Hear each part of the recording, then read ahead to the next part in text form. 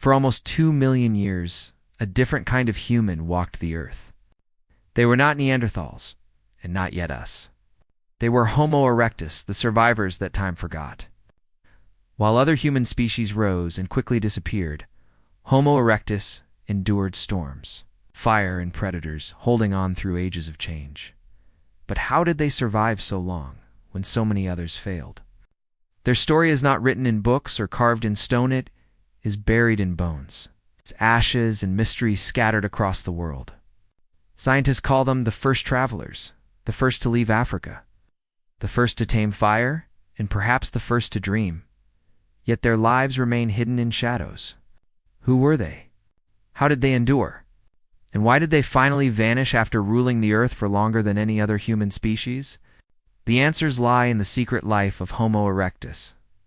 Long before cities, long before kings, there was fire, and it was Homo erectus who first held its power.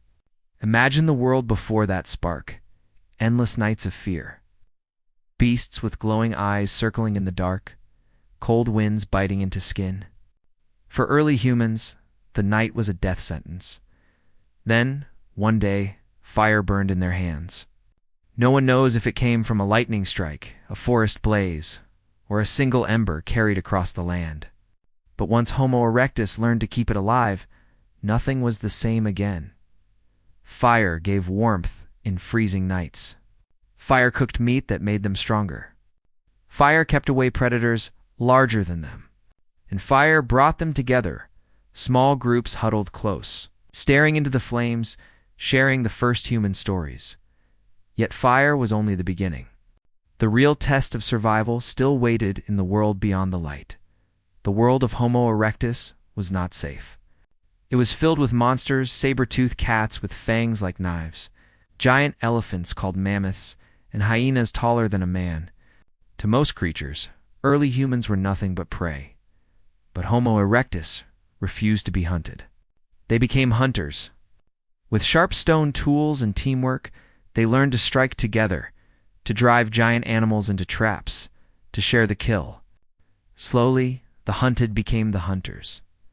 Imagine their courage.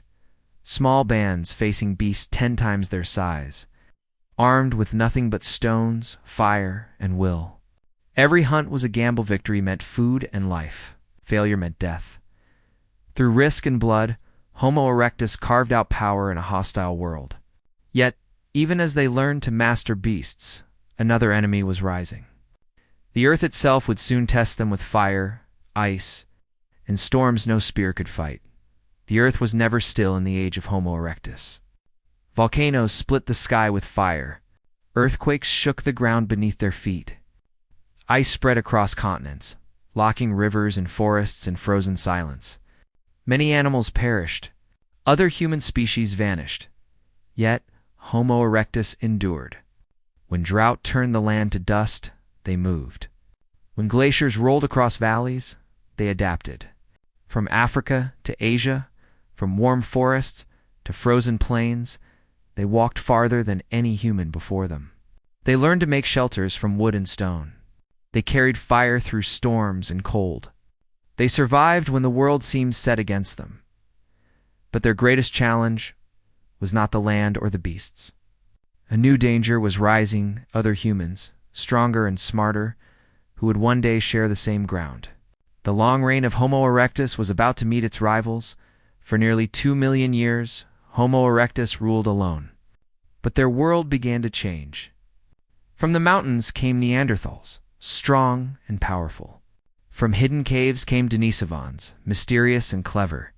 And from Africa came a new kind of human: us. The land grew crowded. Rivals hunted the same animals, drank from the same rivers, and built their own fires. Sometimes they fought. Sometimes they shared. And perhaps sometimes they mixed blood. Imagine the tension. One fire glowing on a hilltop. Another fire burning in the valley below. Each group watching, wondering if tomorrow would bring peace or death. For the first time, Homo erectus was no longer the only human. Their long reign was cracking, and soon the shadows of these new humans would grow larger. pressing Homo erectus toward a silent and final choice: adapt or disappear. For 2 million years, Homo erectus endured. They crossed continents, tamed fire, and faced beasts larger than nightmares. And then silence. No great battle, no clear disaster. Just disappearance. The bones stop. The tools vanish. Their voices fade into the dust of time. What happened to them? Some say climate shifts slowly starved them. Others believe rival humans pushed them out. Perhaps their small groups grew weaker, until nothing was left but shadows in the ground. Yet the mystery remains. How could the greatest survivors of the ancient world, who lasted longer than any human species, simply vanish? Their end is still unsolved, a puzzle buried beneath stone and time. But maybe the story of Homo erectus did not truly end. Perhaps part of them still walks within us today, hidden in our blood, waiting to be remembered. Homo erectus may have vanished, but their story did not die. Every time humans adapt to new lands, every time we endure storms, disasters, or endless change, we echo their survival. They were the first to master fire, the first to leave Africa, the first to face a dangerous world and endure. Their courage shaped the path for every human that came after. Without them, we might not exist. Perhaps their blood still runs within us, passed quietly through time. Perhaps their lessons, the fire, the tools, the will to fight against impossible odds are the reason humanity still survives today. Homo erectus was more than a forgotten ancestor. They were teachers, shaping the future they would never see. And though their bodies turned to dust, their spirit lives on. Their secret life was survival land. That secret still burns inside us.